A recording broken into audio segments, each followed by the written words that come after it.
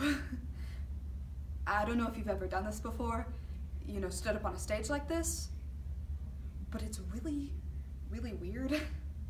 I feel like little elves are gonna come out or something, Come out, wherever you are! I did. And now a very nice dyke will come out and discuss her philosophy. It happens. Ta-da. Does that cover the philosophical map or what? Anybody feel left out? You see, this, I think, is why the Bible is so big. It plays it both ways, An eye for an eye and turn the other cheek under the same cover. God, the judgmental Father. Jesus, the compulsively forgiving Son. A very conflicting family. I don't care. I just know I've got no answers. Whatever gets you through the night, like Janis Joplin said. Some people have God. Some have destiny, and some people have philosophy. And some people have the philosophy of poking holes into other people's philosophy, like, sure, Jessie, you can love God, but if you live that kind of lifestyle, don't expect Him to love you back. Well, fine. If God is some big straight dude in the sky, that explains a lot, doesn't it?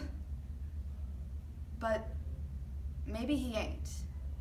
Maybe God is my neighbor. Or maybe God is me in a leather jacket. In 2013, the National Coalition of Anti-Violence reported over 2,000 incidents of anti-LGBT hate crime in that year alone. Now, it's really easy to get lost in those numbers, but we have to remember that that's not just a statistic. That's 2,000 lives, 2,000 people, 2,000 stories. And when we strip away the politics of it all, what it comes down to is senseless violence and a loss of human life. In order to understand how truly horrific these events are, we must first understand the humanity at the very core of them. And we do this by learning the stories. This is Jessie's story.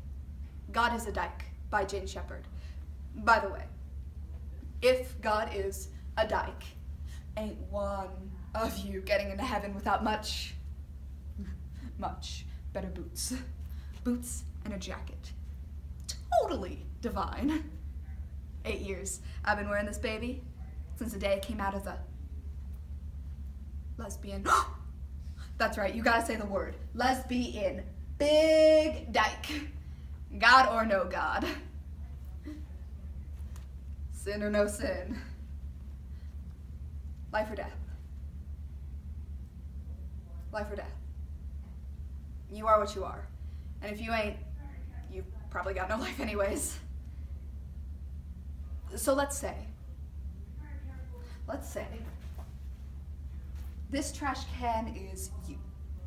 Now, there are certain occurrences in life that shape us. We'll say a bus accident.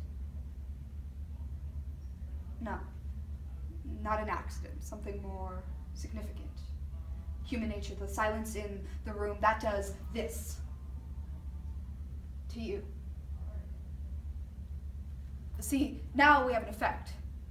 Now something has occurred and you're never going to move through life the same. You are never going back. And that's just the shape of you. So you ask yourself, are you permanently damaged? Or do you just have to roll a little differently? By the way, if you meet somebody, somebody that makes your heart sing, I don't care who that person is, you better walk that walk. Oh, and let me tell you this, baby. We did.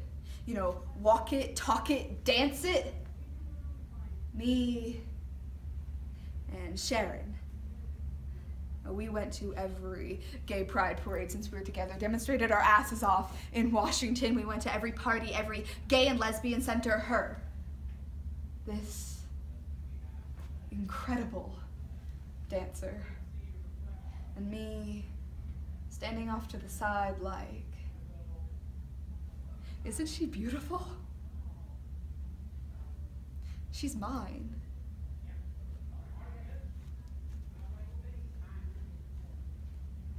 Last time we were sitting in a diner, 7th Avenue, Park Slope, when this man comes in. And he comes up to our table, and he says,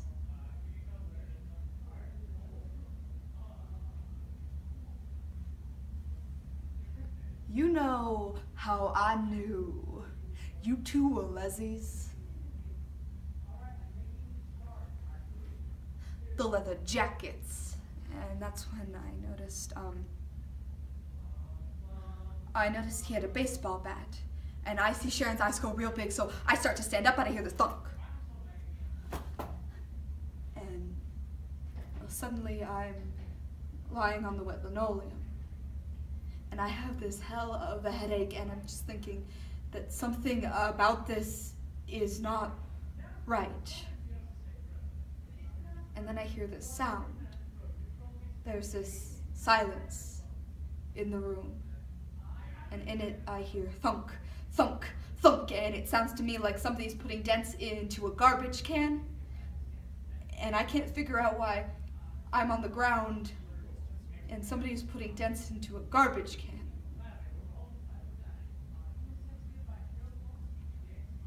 And then I see this blood coming towards me on the linoleum. And I'm just thinking, well, that's a shame.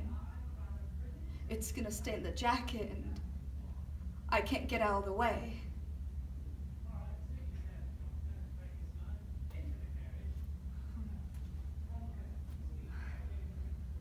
Life becomes really, really lonely at that moment. You don't feel like no big tough dyke anymore. You feel like some little 6-year-old.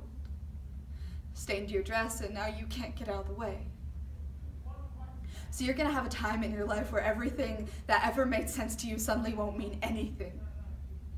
And what do you got then, you know? It happens.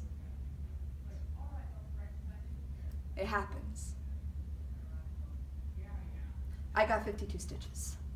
I got this scar that people envy when we're all comparing scars. The hearing loss, they don't envy.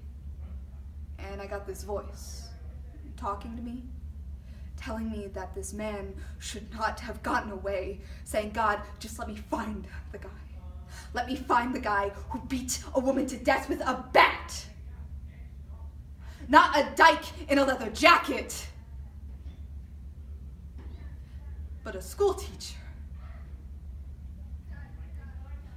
You know, she just turned 34.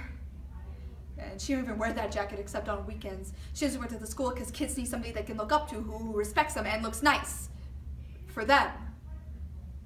And if God is listening to me right now, he's hearing me say that nobody deserves to be believed in who lets that kind of stuff happen.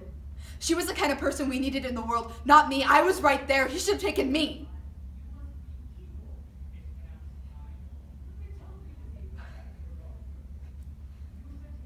He should have taken me.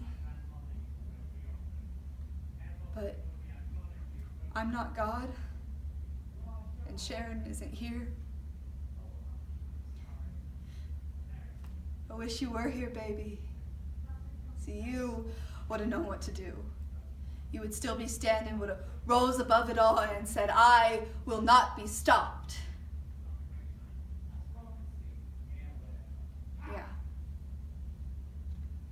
I will not be stopped. No, by the power of love in me, if you want to stop me, it will take more than dents. And if God don't stand for that, then God will be a dyke in a leather jacket. See, now we have an effect. I can never move through life the same. So am I permanently damaged? Or do I just have to roll differently?